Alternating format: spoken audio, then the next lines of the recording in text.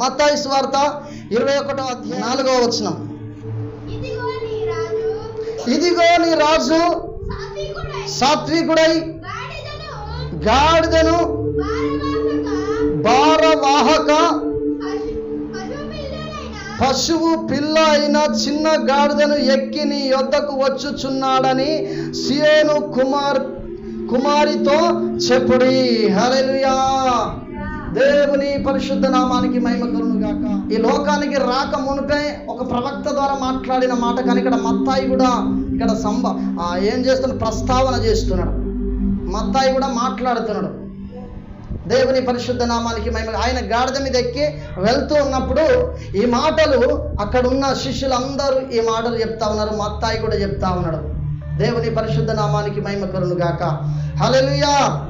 ఆయన గాడిద మీద ఊరేగుతాడని, ఆయన గాడిద మీద రావాలని, గాడిద మీదనే ఎందుకు రావాలని అక్కడ పూర్వకాలపు ప్రవక్తలు 700 సంవత్సరాల క్రితమట ప్రవచించారట. ఒకసారి చూడండి, జకర్యా గ్రంథము.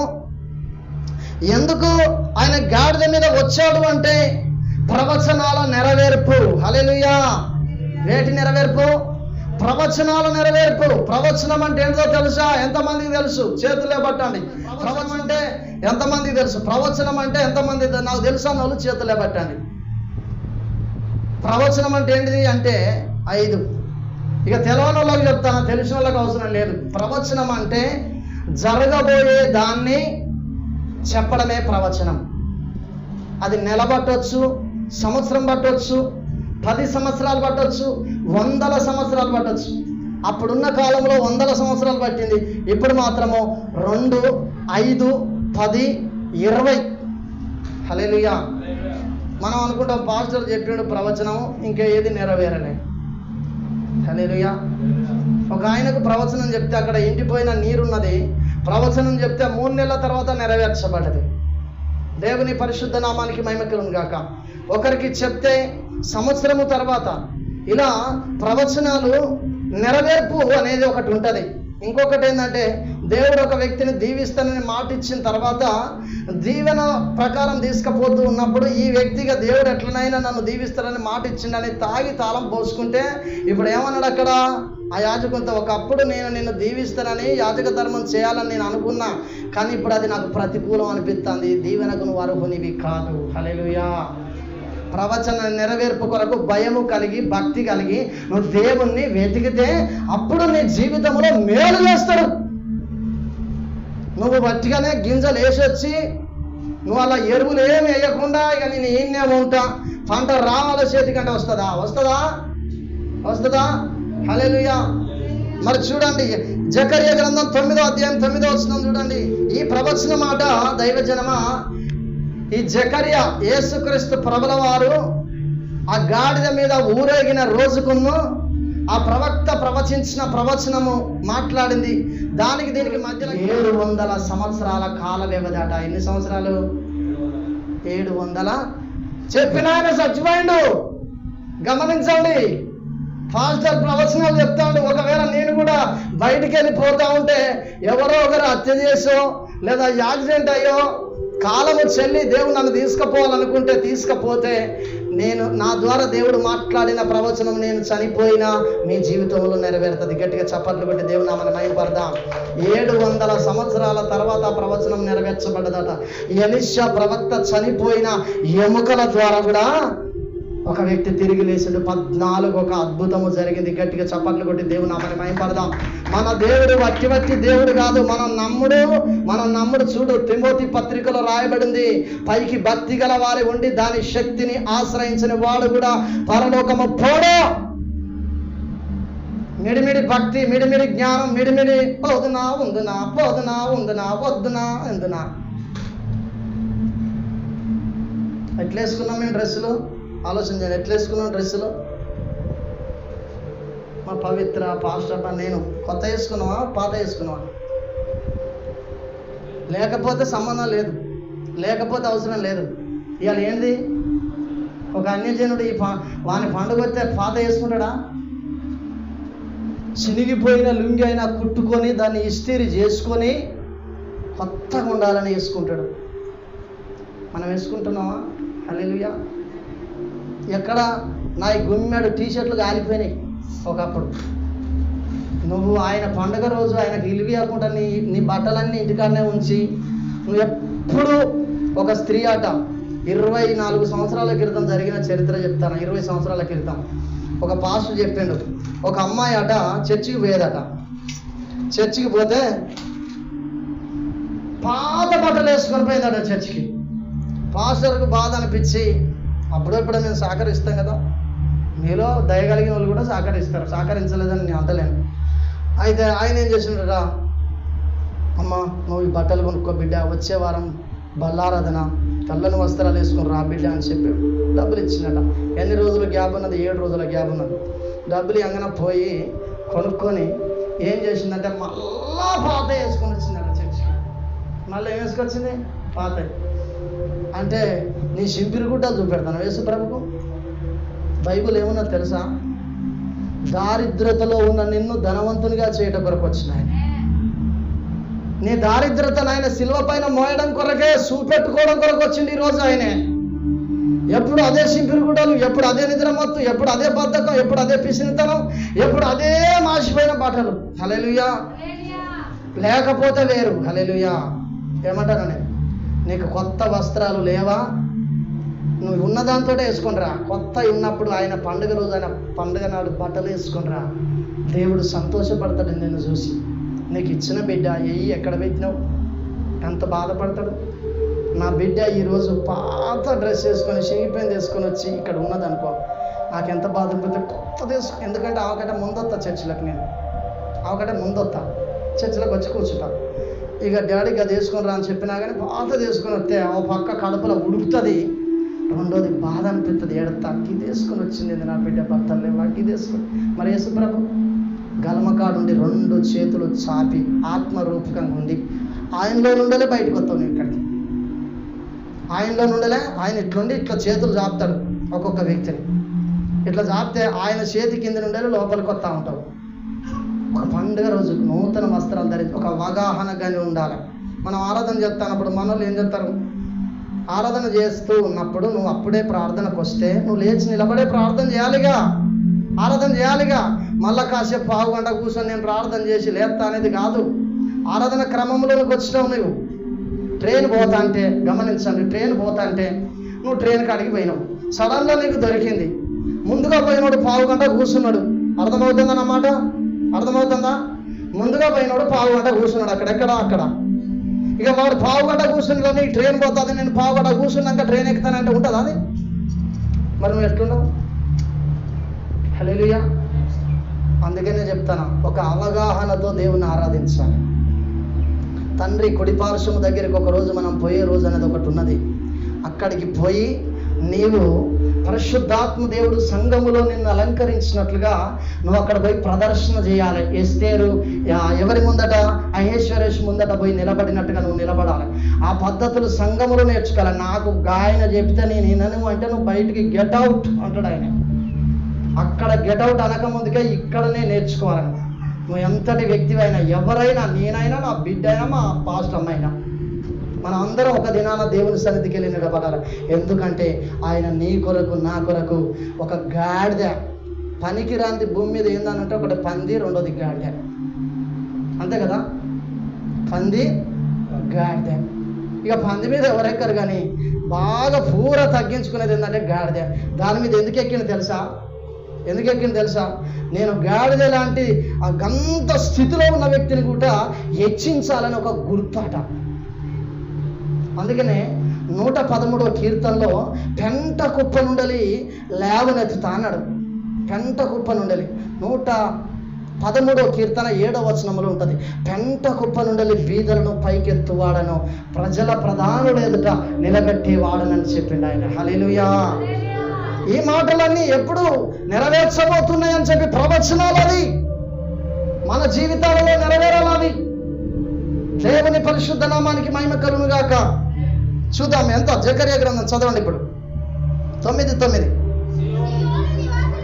సియోను నివాసులారంటే, సియోను అంటే పరలోకము, యెరూషలేము. అక్కడ నివసించే వారలారంటే దేవుని నమ్మిన బిడ్డలారు. బహుగా సంతోషించడు. ఎక్కడ సంతోషం? పాస్టర్ ఒక పక్క క్లాస్ ఇస్తాను, మాకు ఎక్కడ సంతోషం? లేట్ అయినామని, అవగాహన లేదని, వస్త్రాలు కరెక్ట్ వేసుకోలేదని ఒకటే క్లాస్ ఇస్తాను పాస్టర్. మరి ఇప్పుడు కాకపోతే ఎప్పుడు? తప్పు చేసినప్పుడే శంపముంటోడు జరిగితేనే ఏమవుతుంది? బుద్ధి వస్తుంది. సొలొమోనుతో ఏమన్నా తెలుసా? సొలొమోను గురించి యేసుక్రీస్తు ప్రభుల తండ్రి అయిన దేవుడు దావీదుతో నాతాను ప్రవక్తతో ఏం మాట్లాడింది తెలుసా? దావీదుతో చెప్పమని నాతాను ప్రవక్తతో తండ్రి అయిన దేవుడు సొలొమోను గురించి మాట్లాడాడు. సౌలుకు దూరం చేసిన కృపను నీకు నీ కొడుకు దూరం చేయను. నీ కొడుకు ఏదైనా తప్పు చేస్తే మనుషులు దండించు దండముతో, అంటే కర్రతో నీ కొడుకుని కొట్టి బుద్ధి చెప్పి సరిచేసి వాడిని అవసరాన్ని కూడా మంచాల పడేసి అయినా నా ఒళ్ళుకు చేర్చుకుంటా వాడిని నరకానికి తీసుకపోను ఏమంటున్నట? హల్లెలూయా. అందుకనే సొలొమోను తప్పు చేసినప్పుడల్లా దేవుడు ప్రత్యక్షమైన నువ్వు చేసే తప్పురా బిడ్డ. మనోళ్ళకి మాట అంటే ఒళ్ళంతా మండుతాడు. అది ఏమంట? అష్టాపుడికి పెట్టిన వాళ్ళకట ఒళ్ళు మండుతుందట. వాస్తవేనా? నేను అష్టాపుడి కాదు, వాక్యాన్ని చదువుతున్నాను. వ్యాకులము తీసేసుకోవాలి. వ్యాకులము ఇగో తీసేసుకోవాలి. ఇగో ఇగో అంటే ఏంటో తెలుసా? గదా నా ఇగో. హల్లెలూయా. 3 రకాల విషయాలతో దేవుడు సాతాను దేవుణ్ణి శోధించింది. ఒకటి ఏంటిదో తెలుసా? శరీరాశ, రెండోది నేత్రాశ, మూడోది జీవపుడంబం అంటే గర్వము, హిగో. వీటిని తీసేసుకోవాలి, అప్పుడే మనం పరదేశికి వెళ్తాము. యెరూషలేము నివాసులారా ఉల్లాసముగా సంతోషంగా ఉండండి. నీ రాజు నీతిపరుడును రక్షణ గలవాడును దీనుడై. దీనుడై అంటే ఏమన్నట్టు? దీనుడు అంటే ఏమన్నట్టు? దీనుడై వస్తున్నాడు ఆయనే. ఆయనంత ధనవంతుడు ప్రపంచంలో ఎవ్వరూ లేరు. నీ ధనము నా ధనము, నీ అందము నా అందము, నీ బలము నా బలము, నీ బలగము నా బలగము, ఇవన్నీ ఆయనతో సమానము కావు. పరలోకములో ఈ ప్రపంచ దేశాలలో 350కి పైగా దేశాలున్నాయి. ఇన్ని దేశాలలో భూమి మీద ఉన్న బంగారము కంటే పరలోకములో ఎక్కువ ఉన్నది బంగారం. భూమి మీద ఉన్న గొప్ప గొప్ప లగ్జరీ ఇండ్ల కంటే, మంచి మంచి ఏసీ రూముల కంటే పరలోకములో అద్భుతమైన బంగారు ఇండ్లున్నాయి. ఈ భూమి మీద ఉన్న ఈ తుప్పు పట్టిపోయే ఈ సింహాసనము కావచ్చు, ఈ సింహాసనము కంటే శ్రేష్టమైన పరలోకములో దగదగ మెరిసే సింహాసనం ఉన్నది. పరలోకములో ఆయనకు తండ్రితో కూర్చునే ఆధిక్యత ఉన్నది. ఆఫ్టర్ ఆల్ ఒక పిలాతు దగ్గర, హెరోదు దగ్గర, ఒక సైనికుని దగ్గర ఉమ్మివేయడం కొరకు, ఈపులో తన్నించుకోవడం కొరకు, గాయాలు పొందడం కొరకు, తన చేతులతో చేసిన వ్యక్తి తనను కొట్టడం కొరకు ఎందుకు తగ్గించుకొని వచ్చిందంటే, నేను అవగాహన లేని పనులు చేసుకుంటా ఒక దినాన సచ్చి అనంతమైన అగ్ని గుండానికి పోవద్దని, ఈ పనికి మాలిన బంగారం కొరకు, ఈ పనికి మాలిన సుఖభోగాల కొరకు, ఈ పనికి మాలిన డబ్బు కొరకు, ఫంక్షన్ల కొరకు, పబ్బాల కొరకు నువ్వు పోయి నరకానికి వెళ్తావని, నువ్వు హెచ్చింపు ఉండొద్దని, నువ్వు తగ్గించుకోవాలని, నువ్వు లోబడాలని, ప్రేమతో దేవుని సన్నిధికి చేరాలని ఆ కనికరం కలిగిన దేవుడు దీన మనస్కుడై పరలోకములో దేవునితో కూర్చునే ఆధిక్యతను వదిలిపెట్టుకొని ఈ భూమి మీదకి వచ్చిండు, ఒక బీద కన్యమరియ గర్భములోనికి. ఆయన వచ్చులే కదా, ఆయన వచ్చినప్పుడు ఏ సిరుములు ఏమన్నా పెట్టి మా ఎమ్మెల్యే మనబుద్ధలాడకు వస్తూ ఉన్నారంటే రోడ్లు సాఫ్ అవుతాయి, ప్రతి మోరీల దగ్గర ఇద్దరిద్దరు పోలీసులు ఉండి చెకప్ చేస్తూ ఉంటారు. కానీ పరలోకపు తండ్రి భూమి మీదకి వస్తూ ఉన్నప్పుడు ఎట్లొచ్చిండు? పశువుల పాకలోనికి వచ్చిండు. ఎందుకో తెలుసా? దీన మనసు. కడుపేదరికంలో ఉన్న వ్యక్తులు కూడా నా దగ్గరికి రావాలని అందరికీ అందుబాటులో ఉండే విధముగా ఆయనే పరలోకాన్ని విడిచి భూమి మీదకి వచ్చిండు. దైవచనం హల్లెలూయా. భూమి మీదకి వచ్చి తగ్గించుకొని వచ్చిండు. మళ్ళీ దేని మీద తిరుగుతాడు ఆయన తిరగాలంటే మేఘములాట ఆయనకు వాహనములుగా ఉన్నాయట. మేఘములను వంచి ఆయనే ఇక్కడికి వచ్చిందట. గాఢాంధకారము ఆయన కాళ్ళ కింద ఉన్నదట. గాఢాంధకారం అంటే నరకము లేదా శ్రమలన్నీ ఆయన కాళ్ళ కింద తొక్కి పడతాడట. ఇంకా ఆయన తీసేస్తే పాతాళ లోకంలో నుండి కనుక మిడత లెక్క బయలుదేరతాడట. ఇది జరగబోతా ఉంది. హల్లెలూయా. మీకు తెలుసా, కొద్ది రోజుల క్రితము మిడతల సైన్యం బయలుదేరి పంటలను తిన్నది. ఇది త్వరలో భూమి మీదకి రాబోతున్నాయి. హల్లెలూయా. ఆల్రెడీ అక్కడక్కడ వచ్చి అది ఆళ్ళెం కాడల్లా పంట మొత్తం ఏమవుతుంది, నేలే కనపడుతుంది. ఈ ఎవరి అతిక్రమమును బట్టి, ఐగుప్తుల అతిక్రమమును బట్టి మిడతలు వచ్చి ఐగుప్తుల పంటలను మొత్తము నాశనం చేసినాయట. మనమే కదా దేవుని ప్రజలం. హల్లెలూయా. మనం ప్రార్థన చేసే వ్యక్తులమై ఉన్నాం.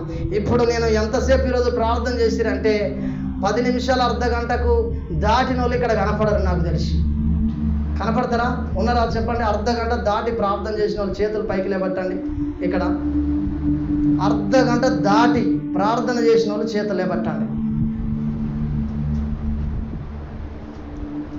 అర్ధ గంట కాదు, గంట సేపు, అర్ధ గంట దాటి ఒక కాయిన్ లేబట్టండి. దేవునికి మహిమ. హల్లెలూయా. హల్లెలూయా. ఇక్కడ ఆయన కంటే వయసు భయపడ్డోళ్ళు ఎవరైనా ఉన్నారా? దేవునికి మహిమ. 20 నిమిషాలు చేసిన వాళ్ళు లేబట్టండి. 20 నిమిషాలు. 1 2. దేవునికి మహిమ. 10 నిమిషాలు చేసిన వాళ్ళు లేబట్టండి. 1 2. అంటే వాళ్ళు కూడా ఈ సీక్వెన్స్లో ఉన్నారు. 5 నిమిషాలన్నా చేసిన వాళ్ళు చేతులు లేబట్టండి. అసలు ఇలా ప్రార్థనే చేయలేదన్న వాళ్ళు చేతులు లేబట్టండి. ప్రార్థనే చేయలేదా ఎవరు? అందరూ చేసిరా? పోనీ నిమిషం చేసిన వాళ్ళు చేయలేబట్టండి. క్రైస్తవ జీవితంలో నువ్వు ఎట్లా నమ్మకంగా ఉండగలుగుతావు? ఏది నీ క్రైస్తవ జీవితం? దేవుడు ఒకసారి కళ్ళు తెరిస్తే బూడిదైపోతామట. ఆయనకు నచ్చినట్టు ఉండకపోతే అక్కడ బూడిద కాక మునిపే. ఇది నేను చెప్పట్లేదు, బైబిల్ ఏమంటుంది తెలుసా? అగ్ని జ్వాలల వంటి కన్నులు గలవాడని రాయబడ్డది. అగ్ని జ్వాలలు ఆయన కళ్ళు కూడా బయలుదేరితే ఒక్కసారి మీరు చూసారా? 14 నిమిషాలు ఉంటుంది ఒక వీడియో. ఏం వీడియో? క్రీస్తు 2వ రాకడ వీడియో. 14 నిమిషాలు ఉంటుంది. ఆయన లేచి నిలబడి ఇట్లా చూడగానే పాపం చేసినాడు అక్కడ కింద పడి గిల్ల గిల్ల కొట్టుకుంటాడు. ఒక దేవదూత వచ్చి తీసుకుపోయి అగ్ని గుండంలో వేస్తాడు. 5 నిమిషాలు నీకు ప్రార్థన జీవితం లేకపోతే, నువ్వు పాపం చేయకపోతే పరిశుద్ధంగా ఉంటావా? నీ నోటితో పాపం, నీ చూపుతో పాపం, నీ మాటతో పదే నీ వైపు చూసి వాక్యం చెప్తానని మీరు అనుకోకండి. గమనించండి. హల్లెలూయా. ఇటన్నా చెప్పాలి, ఇటన్నా చెప్పాలి. ఇక నీ నోటితో పాపం, నీ చూపుతో పాపం, నీ కళ్ళతో పాపం, నీ చెవులతో పాపం, నువ్వు చేసేదంతా పాపమే. సులువుగా చిక్కులు పెట్టే పాపం. పరిశుద్ధున్నే ఈరోజు సులువుగా తిమోతితో ఏమంటారో తెలుసా? అపోస్తలుడైన పౌలు, ఓ తిమోతి, సులువుగా చిక్కులు పెట్టే పాపాలలో పడిపోకయ్యా. ఈ సులువుగా చిక్కులు పెట్టే పాపాలు చాలా ఉన్నాయి. బాగా ప్రార్థన చేసే వ్యక్తి దగ్గరికి వచ్చి ఒక ఆయన గంటల తరబడి ముచ్చట పెడతా అంటే నేనైతే ప్రార్థన చేస్తా అంట, ప్రభువా ఈయనను తొందరగా తీసుకపో, నేను ప్రార్థనలో కూర్చోవాలి. హల్లెలూయా. ఈయనను తొందరగా తీసుకపో, ప్రార్థనలో కూర్చోవాలి. ఇబ్బంది అవుతూ ఉంటుంది, బాధ అనిపిస్తూ ఉంటుంది. ఇక పొద్దున కూర్చొని సాయంత్రం దాకా లేవకుండా ముచ్చట పెట్టేటోళ్ళకి ఇక అంతరాత్మ ఎక్కడున్నది? ఎవరి కోసం వచ్చిన ఆయన తగ్గించుకున్నది ఎందుకు? ఇదంతా ఏం చేస్తున్నావు? వ్యర్థం చేయట్లేదా? ఆయన శిలువ మరణము నీ కొరకు లేదా? నీ పట్ల ఆయన శిలువ మరణం ఏమవుతుంది? వ్యర్థమైపోతా ఉంది. ప్రతి ఇంటికి నల్ల నీళ్ళు వస్తాయి గ్రామ పంచాయతీ నుండి. నువ్వు పట్టుకోకుండా, అయ్యో మాకు నీళ్ళు రాలేదంటే వచ్చినప్పుడే నువ్వు పట్టుకోవాలి. అర్థమవుతుందన్న మాటలు? ప్రతి వ్యక్తి కొరకు ఆయన శిలువలో తన ప్రాణం పెట్టిండు. నువ్వు ఆ ప్రాణాన్ని వ్యర్థపరచకు. భయంకరంగా ఆ అగ్నిగుండములో నీ ఆత్మను శక్తులు శోధిస్తూ ఉంటాయి. బల్లాలతో పొడుస్తాయి, ఈటలతో పొడుస్తాయి, బాధించే ఆత్మలు ఉంటాయి. ఎందుకంటే నువ్వు దేవుని నమ్ముకున్న కొత్తలో ఒక్కసారైనా సైతాను అనలేదా? పొయ్యి ఉన్న బాబాది అక్కడ అంటుకొని ఉంటుంది, బెల్లం అతుక్కొని ఉన్నట్టు. ఇక అది నువ్వు రాగానే అమ్మ కొడుకు వచ్చిండ్రా ఏమన్నావురా? ఏమంటది? ఏమన్నావురా? మొన్న పాస్టర్ పగడాల ప్రవీణ్ అన్న దొరకంగానే వాళ్ళు ఏం చేశారు పాపం అన్నను. మరి వీనికి మనం దొరికితే వీడు ఊకుంటాడా? యాసిడ్ దాపిస్తాడు నీకు. నిన్ను ఫుట్బాల్ ఆడతాడు వాడు. ఫుట్బాల్ ఆడక మునిపే నువ్వు ఎవరి గుప్పిట్లోకి రావాలి. దేవుని భయం ఉన్నదా దేవుని భయం? హల్లెలూయా. అబ్రహాం మాట, దేవుని భయం లేని ప్రజలు మీరని చెప్పిండు అబీమెలెకు రాజుతో. అందుకని ఆయన ప్రార్థన చేయడం ప్రారంభం చేస్తే ఆ రాజుతో దేవుడు వెళ్ళి మాట్లాడినట. దేవుని భయం లేని ప్రజల దగ్గర మనం ఉండి వాళ్ళకు కొన్ని విషయాలు చెప్పిన వాడు వినడు, ఎన్ని చెప్పినా. హల్లెలూయా. దేవుని పరిశుద్ధ నామానికి మహిమ కలుగును గాక. అందుకనే నేను చెప్తున్నా, దేవుని భయం నీలో ఉంటే టైంకి వస్తావు. దేవుని భయం నీలో ఉంటే వాక్యానుసారంగా జీవిస్తావు. చూడండి యెషయా గ్రంథం 9వ అధ్యాయం. మరి ఈయన ఎందుకు వచ్చిండండి? ఎంతమందికి తెలుసు ఎందుకు వచ్చిండు? ఈయన పలు విధాలుగా ఉన్నాయి, కానీ ఆయన గాడిద మీద ఎందుకు వచ్చిందంటే, చూసినట్లయితే దైవజనమా, పాత నిబంధన ప్రకారం గాడిద ఎక్కి వస్తున్న వ్యక్తి సమాధానాన్ని తీసుకొని వస్తాడట. హల్లెలూయా. అర్థమవుతుందా? గాడిద మీద వచ్చిన వ్యక్తి సమాధానాన్ని తీసుకొని వస్తాడట. అందుకని ఆయన యెషయా గ్రంథం 9వ అధ్యాయం చూడండి 6వ వచనం. ఎలా అనగా మనకు శిశువు పుట్టెను, మనకు కుమారుడు అనుగ్రహింపబడెను, ఆయన భుజము మీద రాజ్యభారం ఉండును. ఆశ్చర్యకరుడు, ఆలోచనకర్త, బలవంతుడైన దేవుడు, నిత్యుడగు తండ్రి, సమాధానకర్తయగు అధిపతి అని అతనికి పేరు పెట్టబడింది. గట్టిగా చప్పట్లు కొట్టి ప్రభు నామాన్ని మహిమపడదాం. ఆయన ఏం తీసుకొచ్చిండో? సమాధానము తీసుకొని వచ్చిండు. ఆయన ఎవరికి? సమాధానము లేని ప్రజలకు ఆయన సమాధానాన్ని తీసుకొచ్చిండు. మీకు ఇంతకుముందు చెప్పిన ఒక ఆయన సమాధానము లేక 16 లక్షలు ఖర్చు పెట్టిండు. సమాధానార్థమైన శిక్ష యెషయా గ్రంథం 53వ అధ్యాయంలో రాయబడింది. మన సమాధానార్థమైన శిక్ష అతని పైన వేయబడ్డది. చాలా మంది క్రైస్తవుల జీవితాలలో సమాధానం లేకనే వాళ్ళు ఏం చేస్తారు? సమాధానం లేకనే పిచ్చి పిచ్చి స్థలాలకి వెళ్ళి నిలబడతా ఉంటారు. వాళ్ళ కడుపులున్న బాధ, ఆవేదన దేవుని సన్నిధిలో చెప్పుకోక అన్యజనుల మధ్య పోయి చెప్పుకున్నప్పుడు ఆగమవుతా ఉంటారు. హల్లెలూయా. నవ్వుల పాలవుతారు. అట్లా అయిన వాళ్ళు ఉన్నారు. దేవుని పరిశుద్ధ నామానికి మహిమ కలుగును గాక. మన సమాధానార్థమైన శిక్ష ఎవరిపైన పడ్డది? ప్రభు అయిన యేసుక్రీస్తు పైన. అందుకని ఆయన ఏమంటాడు? సమాధానాన్ని తీసుకొని వచ్చిండు. ఎవరికి? సియోను కుమారి. సియోను పిల్లల మనం కాదా? అవునా కాదా? మన కొరకు కాదా? మనము యాకోబు వంశములో చేరిన వారం. మనం యాకోబు దేవుడు ఏర్పాటు చేసుకున్న వ్యక్తి. ఆ వంశములో చేరాం. ఎస్తేరు గ్రంథం చివరి అధ్యాయంలో చూసినట్లయితే ఆ షూషాను కోటలో ఉన్న వ్యక్తులు వారందరట యూదుల మతాన్ని అవలంబించారట. భయపడి, యూదులకు భయపడి, మన దురాత్మలకు భయపడి, రోగాలకు భయపడి, నొప్పులకు భయపడే కదా యేసుప్రభు దగ్గరికి వచ్చింది. అంతే కదా? ఈయనైతే కాపాడతాడని. ఇప్పుడు ఈ మతాన్ని మనం అవలంబించాం. మరి ఇది ఎవరికి వాక్యము? ఎవరికి వాక్యం? మనకే. హల్లెలూయా. దేవుని పరిశుద్ధ నామానికి మహిమ కలుగును గాక. బట్టలు ఎందుకు పరిచారు? చూద్దాం. చూడండి 2వ రాజుల గ్రంథం 9వ అధ్యాయం 13వ వచనం. అంతటా వారు అతి వేగిరముగా తమ వస్త్రములను పట్టుకొని మెట్ల మీద అతని క్రింద పరిచి బాకా ఊదించి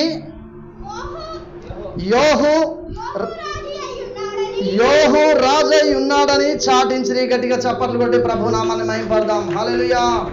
పాత నిబంధన గ్రంథములో ఒక రాజు వస్తున్నప్పుడు, ఒక రాజు అభిషేకం తీసుకున్న తర్వాత ఆయన నడుస్తుండగా బట్టలు పరిచేదట. ఆయన నడిచి వస్తుండగా. హల్లెలూయా. హల్లెలూయా. ప్రభు అయిన యేసుక్రీస్తు ఏమై ఉన్నాడు? ఆయన రాజు అయి ఉన్నాడు. కాబట్టి ఆయన రాజుగా ఒక గాడిద మీద ఎక్కి వస్తుండగా ఏం జరుగుతున్నది అని అంటే, ఆయన కింద ఆయన వస్తుండగా బట్టలు దారి పొడుగుత పరిచారట. గట్టిగా చప్పట్లు కొట్టి ప్రభు నామాన్ని మహిమపడదాం. దారి పొడుగుత బట్టలు పరిచారట. అర్థమవుతుందా? హల్లెలూయా. ఇప్పుడు బట్టలు ఎందుకు పరిచారంటే, పాత నిబంధన గ్రంథ ప్రకారం ఒక వ్యక్తిని రాజుగా అభిషేకం చేసిన తర్వాత ఏం చేస్తారంటే, ఈయన నడిచొస్తుండగా బట్టలు పరచండి అని చెప్పి అనగానే మాటలు చెప్పి ఒక బూర ఊదడం ఎప్పుడైతే ప్రారంభమవుతుందో వాళ్ళ దారి పొడుగుతా ఏం చేస్తారు, ఆయన ఊరేగుతా ఉంటే చుట్టూ బట్టలు వేసుకుంటూ వస్తూ ఉంటే ఒకటి దియంగానే ఇంకోటి దియంగానే ఇంకోటి దియంగానే ఇంకోటి ఇట్లా వేసుకుంటూ వస్తూ ఉంటారట. ఇక్కడ యేసుక్రీస్తు కూడా రాజు అయి ఉన్నాడు. ఆయన తరతరాలు చూడండి, ఆయన ఎట్లా రాజు అయినాడు చూడండి. లూకా సువార్త 1:33 ఆయన యాకోబు వంశస్థులను, చాలు, దేవుని పరిశుద్ధ నామానికి మహిమ కలుగును. యాకోబు వంశస్థులము. ఇప్పుడు మనం కూడా ఎవరం? యాకోబు వంశస్థులమే. దత్త తీసుకున్నాడు ఆయనే. మరలా భయపడుటకు ఆయన దాస్యపాత్ని ఇవ్వలేదట, దత్తపుత్రాత్మని ఇచ్చినట్ట. గట్టిగా చప్పట్లు కొట్టి ప్రభు నామాన్ని మహిమపడదాం. దత్తత తీసుకున్నాడు ఆయనే. నువ్వు పునర్జన్మ, రెండో జన్మ ఎత్తినావు నువ్వు. హల్లెలూయా. ప్రభు అయిన యేసు క్రీస్తు ఆయన నిన్ను కన్నడు. ఆయన రాజరికము కిందికి, ఆయన బాధ్యత కిందికి, ఆయన అధికారం కిందికి నువ్వు ఒక తాకీదు తీసుకున్నావు. హల్లెలూయా. ఒక దత్తత తీసుకున్నావు. అందుకనే యాకోబు వంశస్థులను ఆయన యుగ యుగము ఏలబోతాడు. ఏలేది ఎవరు? ఒకటి ప్రధానమంత్రి అన్న, రెండోది రాజన్న. యేసుక్రీస్తు ప్రభుల వారు రాజులకు రాజు, ప్రభులకు ప్రభువు, ఆయన సైన్యములకు అధిపతి, దేవుడు అని రాయబడ్డది. ఆయన ఒక రాజు. అందుకనే పిలాతు ఏమంటే, నువ్వు ఒక రాజు అంటే, అవును నేను ఒక రాజుని, కానీ నీ రాజ్యం వేరు, నా రాజ్యం వేరు. ఆయన రాజు కాబట్టి ఆ రాజు వస్తుండగా ఆ యూదా జనాంగం అంతా, ఆ యెరూషలేము ప్రాంతంలో ఉన్న వారంతా ఏం చేస్తున్నారు? దారి పొడుగుట బట్టలు వేస్తున్నారట. రాజు వస్తున్నాడు. యూదుల రాజా యేసయ్యా. ఏందట? దావీదు తనయా హోసన్నా, యోధుల రాజా హోసన్నా. దావీదు తనయా హోసన్నా, యోధుల రాజా హోసన్నా. గజ్జుల మడలు పట్టుకొని ఇట్లా ఇట్లా ఇట్లా అనుకుంటా. దేవుని పరిశుద్ధ నామానికి మహిమ కలుగును గాక. ఇప్పుడు చెప్పండి, ఆయన రాజు కాబట్టి ఆ రాజుకి ఏం చేస్తున్నారట? దారి పొడుగుత బట్టలు వేస్తున్నారట. ఇంకొక విషయం నేను చెప్తా దైవజనమా. ఇప్పుడు యేసుక్రీస్తు ప్రభుల వారు ఆయన రాజుగా, రెండోది ఆయన గాడిద మీద ఎందుకు ఊరేగి ఆ చివరి టైంలో తిరిగిందంటే, పోయినసారి మీకు చెప్పిన, కొంతమంది ఇక్కడ లేరు కాబట్టి చెప్తున్నా. ఎందుకు ఊరేగిందంటే, ఆయన నేనే రాజునని, నేనే యుగ యుగాలు మిమ్మల్ని ఏలబోతున్నాను, నాకు నమ్మకంగా ఉండండి అని చెప్పడం కొరకు ఆయన వచ్చిండు. వస్తే ఏం చేసిండు? అప్పుడు ఖర్జూరపు మాటలు పట్టుకున్న వాళ్ళు ఇప్పుడు ఏం పట్టుకున్నారు? చెప్పులు పట్టుకున్నారు. ఎప్పుడు? గుడ్ ఫ్రైడే రోజు. హల్లెలూయా. చెప్పులు పట్టుకున్నారు, ఓంచిరు, రాళ్ళతో కొట్టిరు. ఆయన శిలువ మోసుకుంటూ పోతాంటే కొంతమంది మొండ్లు రోడ్డుకు అడ్డం వేశారట. అర్థమవుతుందన్నమాట. మొండ్లు రోడ్డుకు అడ్డం వేశారు. చెప్పులు వేసుకోవద్దు. ఆయనే శిలువను మోసుకుంటూ గొర్ర గుంజుకొని పోయిండు. ఆయన ప్రపంచములో ఉన్న ప్రజలందరి పాపాలు ఆయన భుజముల పైన మోసుకొని పోయిండు. ఆయన భుజముల పైన రాజ్యభారం ఉన్నదట. హల్లెలూయా. ఏ రాజ్యభారం? ప్రపంచంలో ఉన్న ప్రజలందరి భారము, ఈ రాజ్య భాగం. నీ రాజ్యం వేరు, నా రాజ్యం వేరు అన్నాడు. ఆ రాజ్యములో ఈ ప్రజలందరిని తీసుకుపోవడం కొరకు ఇక్కడున్న కొంతమంది తన పిల్లల భారం అంతా యేసు ప్రభు పైన వేయబడ్డది. హల్లెలూయా. దేవుని పరిశుద్ధ నామానికి మహిమ కలుగును గాక. ఆ భారం అంతా మోసుకొని పోతా అంటే ఒకనికి బాగా కోపం వచ్చి ఉరికిపోయి ఇక్కడ దండిండు. ఇక్కడ దండితే ఉరికి ఆయన పడితే సిలువ వచ్చి మాంతం మీద పడుతుంది. అయినా కానీ లేచి తిట్టిండా? తిట్టలే. హల్లెలూయా. కొరడాలతో బాగా కొడతాడు. ఒక మంచినీళ్ళు ఇవ్వడానికి వస్తే మంచినీళ్ళు ఇయ్యనియలే. గొంతంతా అరకపోయింది. చివరికి సిలువ పైన ఆయన ఉండి తప్పికొనుచున్నాను అంటే కూడా ఏం నీళ్ళు ఇచ్చిరు? ఆయన ఏం నీళ్ళు ఇచ్చిరంటే చేదు చిరుకనిచ్చారట. ఈ నాలుకతో ఏమేమి మాట్లాడతాను? నీ నోటికి ఎంత వస్తే అంతే కదా. చివరికి ఆయన నాలుకను కూడా ఏం చేసిండు? ఈ నాలుక గురించి బైబిల్లో 120 కీర్తనలో రాయబడింది. మోసకరమైన నాలుక అని. తంగేడు నిప్పుల బాణము అంటే పేద కుండ, రాతి బాణము అని యోహాను సువార్త 4వ అధ్యాయంలో రాయబడ్డది. రాతి బాణం, ఇట్లాంటి రాతి బాణం ఒకవేళ అక్కడ కుండ కావచ్చు, ఇంత పెద్ద కుండెడు నిప్పులాట నాలుక మీద పోతారట. నాలుక మీద భయం లేకుండా కొందరు మాట్లాడుతుంటారు. దీనికి కూడా యేసు ప్రభు శిక్షను విధించిండు.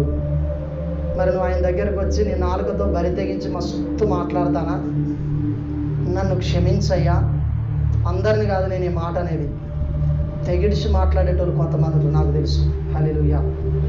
కొంతమందిని చూసిన క్రైస్తవులను కూడా నోటికి వచ్చి, అందుకని యేసన్న గారు అన్నాడు కదా, పెండ ఏంటి గోడకు పెట్టే పిడికల గురించి కూడా లేనాట. ఈ పిడిక వస్తుంది అనేతోటి శవాల గంధం చెక్కలు పెట్టినట్టు పెడతారు ఆ పిడికలు. హల్లెలూయా. పిడికల గురించి కూడా భయంకరంగా లొల్లి పెట్టుకునేటోళ్ళు. కోళ్ళ గురించి, కోళ్ళకు మదాలు వస్తాయి అంటారు వీళ్ళు. ఒక ఆమె అన్నది, ఆ పాస్టర్ మనం ఈ కోడికి తక్కువ మదం లేదే, కోడినన్నా ఎవరన్నా రాసిండు, అక్కడ రాసిండు ఎక్కడ? పరలోకములో నిప్పుల కుండ నీ నాలుక మీద బొర్లియక మునిపే, వాన కొట్టి ఎలవక మునిపే నీ బాల్య దినముల యందే. చూడండి ఒకసారి 12వ అధ్యాయం ప్రసంగి గ్రంథం 1వ వచనం నుండి 3వ వచనం వరకు చదవండి. అవుతున్న దుర్దినములు రాకముందే ఇప్పుడు వీటి యందు నాకు సంతోషము లేదని నీవు చెప్పు సంవత్సరములు రాకముందే తేజస్సునకును సూర్య చంద్ర నక్షత్రములకును చీకటి కమ్మక మునిపే వాన వెలిసిన తర్వాత మేఘములు మరల రాకముందే నీ బాల్య దినములందే నీ సృష్టికర్తను స్మరణకు తెచ్చుకొనము. గట్టిగా చప్పట్లు కొట్టి దేవుని నామాన్ని మహిమపడదాం. జ్ఞాపకం చేసుకో, నా దేవుడు యేసుక్రీస్తు ప్రభుల వారు ఆయన అబద్ధం ఆడొద్దన్నాడు, బూతులు మాట్లాడొద్దన్నాడు, చెడు చూడొద్దన్నాడు, చెడు వినొద్దన్నాడు, పొరుగు వాని భార్యను ఆశించొద్దు, పొరుగు వాని భర్తను ఆశించొద్దు, దొంగతనం చేయొద్దన్నాడు, తల్లిని సన్మానించమన్నాడు కానీ అనుమానించొద్దన్నాడు, దేవుణ్ణి సేవించవలను అన్నాడు. 6 దినాలు కష్టపడి 7వ రోజు మందిరానికి రమ్మన్నాడు. అది ఆలస్యంగా కాదు, క్రమంగా రమ్మన్నాడు. ఇవన్నీ జ్ఞాపకం చేసుకుంటాడు. ఇవన్నీ రాకమునిపే, దుర్దినములు రాకమునిపే, సూర్యునికి చంద్రునికి చీకటి కమ్మక మునిపే, అది ఉగ్రత దినాలు. అవి 7 సంవత్సరాలు ఉగ్రత దినాలు రాబోతున్నాయి. ఆల్రెడీ నాకు తెలిసి వచ్చే ఉన్నాయి. ఎప్పుడు ఏం జరుగుతుందో తెలియదు. గింతంత నీళ్ళ సుక్క గురించి, బుక్కడి భోజనం గురించి అబద్ధము చెప్పే రోజులు రాబోతున్నాయి. బుక్కడి అన్నం కొరకు జ్యేష్ఠత్వమును వదిలిపెట్టుకున్నాడు ఒక ఆయనే, ఏశావు. ఆ రోజులు రాబోతున్నాయి. ఇక్కడ ఆదివారం నాడు ఒక్కరోజు ఉపవాసం ఉండంటే కెక్కరిల్లా తిని వచ్చిన వ్యక్తులు కూడా ఉంటారు. బీపీ డౌన్ అయిన వాళ్ళ ముచ్చట చెప్పట్లేదు నేను, అనారోగ్యంతో ఉన్న వాళ్ళ గురించి చెప్పట్లేదు నేను. ఆరోగ్యంగా కూడా ఉండి తిని మంచిగొచ్చి మంచిగా కూర్చొని దేవులు తీసుకుంటా, పండ్లల్లో పుల్లలు పెట్టుకుంటా వాక్యం వినేటోళ్ళని కూడా నేను చూస్తూ ఉన్నాను. మీరు చూడట్లేదు, నేను చూస్తున్నా. ఎందుకంటే మీ వైపే నేను చూస్తున్నా, మీరందరూ నా వైపు చూస్తున్నారు. భయము కలిగి ప్రవర్తించు. ఆయన దీనుడై నీ కొరకు వచ్చాడు, తగ్గించుకొని వచ్చాడు. తండ్రి కాట ఆయనను నలగొట్టుటకు ఇష్టమైందట. నీ కొరకే, నువ్వు చేసిన గొప్ప పనులకు, నేను చేసిన గొప్ప పనులకు, అనేక సార్లు ఆయన అమ్ముకున్న జీవితం కొరకు, అనేక సార్లు మన కోరిక చొప్పున ఆయనను అనేక స్థలాలలో హింసించిన విధానము కొరకు, ఇదంతా తండ్రికి తెలిస్తే ఉగ్రుడై నరకానికి నిన్ను పంపిస్తాడని ఆయనే పైన మన పాపాలన్నీ వేసుకున్నాడు. ఇప్పుడు యేసు ప్రభు నమ్ముకున్నావు, నా వైపు చూడాలి.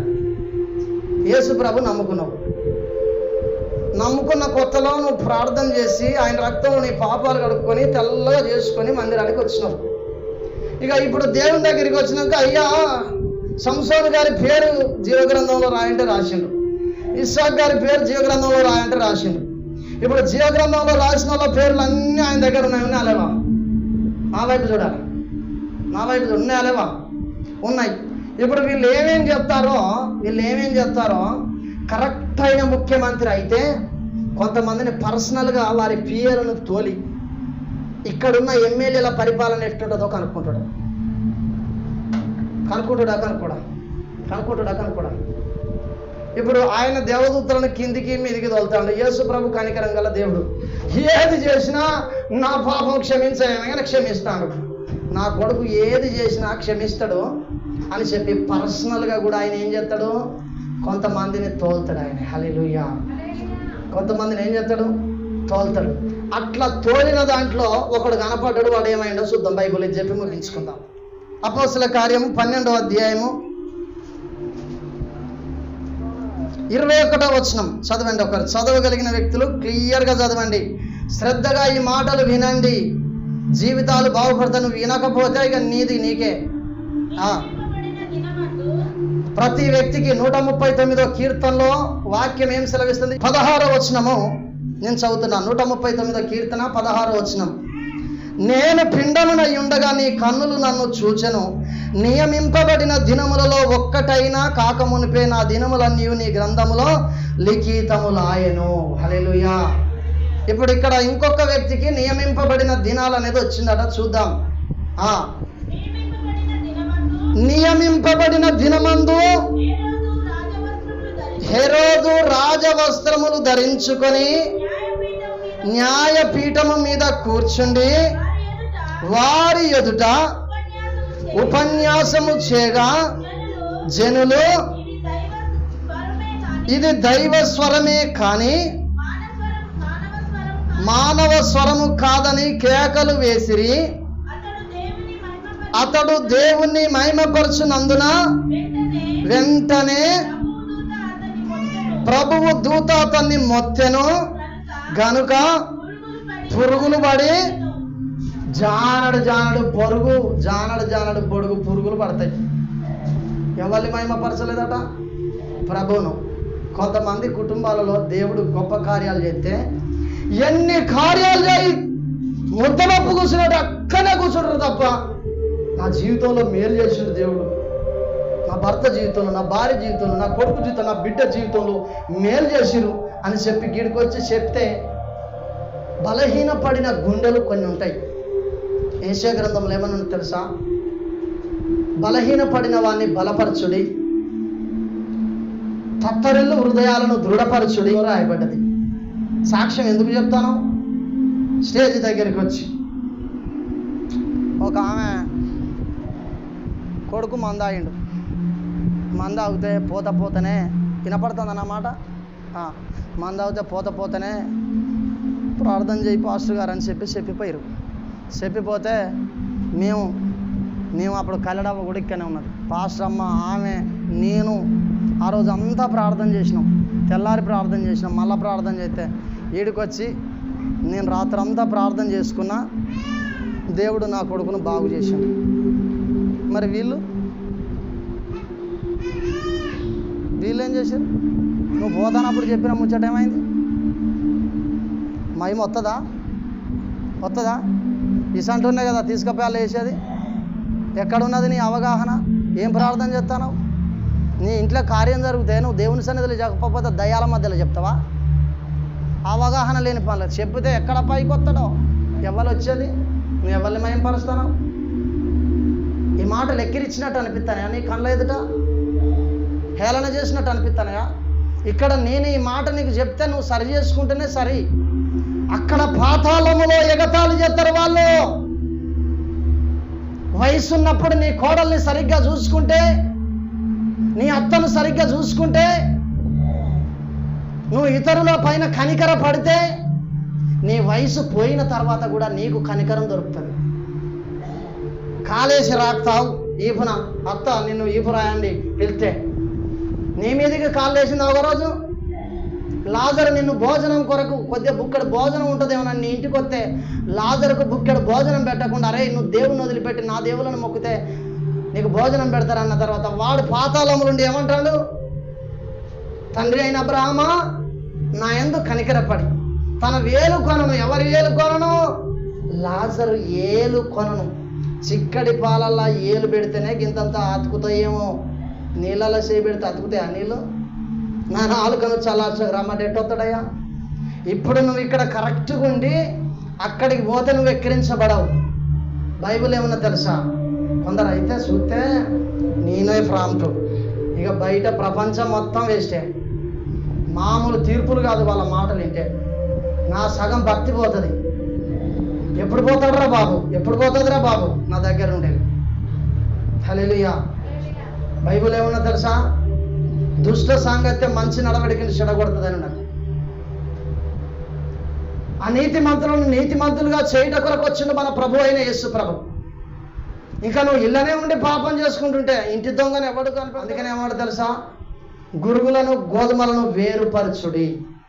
ఎక్కడ ఎక్కడ అక్కడ వేరుపరిచే రోజు ఒక రోజు ఉంటుంది. ఇక్కడ నువ్వు సంఘంలో నామకార్థమైన క్రైస్తవురాలుగా, నామకార్థమైన క్రైస్తవుడిగా నువ్వు జీవించినట్లయితే గొర్రెలు మేకలు ఎడబాసి రోజు ఒక రోజు వస్తుంది. ఇక్కడ నువ్వు చెడుగా ఎంత చెప్పుకుంటూ తిరిగినా పాస్టర్ వాక్యం చెప్తే నీ ఆట అక్కడ ఉంటుంది. గొర్రె తోలు తీసినాడు తీస్తాడు ఆయన. ఒక యవ్వన స్త్రీతో చెప్పిన నేను ఏం చెప్పినా తెలుసా? నువ్వు మాటి మాటికి తిప్పలు పెడతావు కదా. ఇక్కడ ఎవరున్నారు? ఇస్సాక్ అని ఉన్నాడు, ప్రేమ్పాల్ ఉన్నారు. వీళ్ళకు తెలుసు నేను అర్థమయ్యేటట్టు చెప్పగలుగుతాను. అనే ఒక అబ్బాయి వివాహం చేసుకుంటానంటుంది, వద్దంటుంది. చెల్లె నీ తోలు తీసంట పెడతాడు దేవుడు. జాగ్రత్త, ఒక్క మాట మీద నిలబడు. 2 పడవల మీద అడిగేయకుండా డైరెక్ట్ ఫేస్ టు ఫేస్ చెప్పిన తర్వాత వివాహం చేసుకున్నది నవ్వుతాంది. హల్లెలూయా. ధైర్యముగా చెప్పాలి. ఎవరిలో ధైర్యం ఉంటుందో తెలుసా? వాక్యానుసారంగా ఆత్మానుసారంగా జీవించేటోనికే.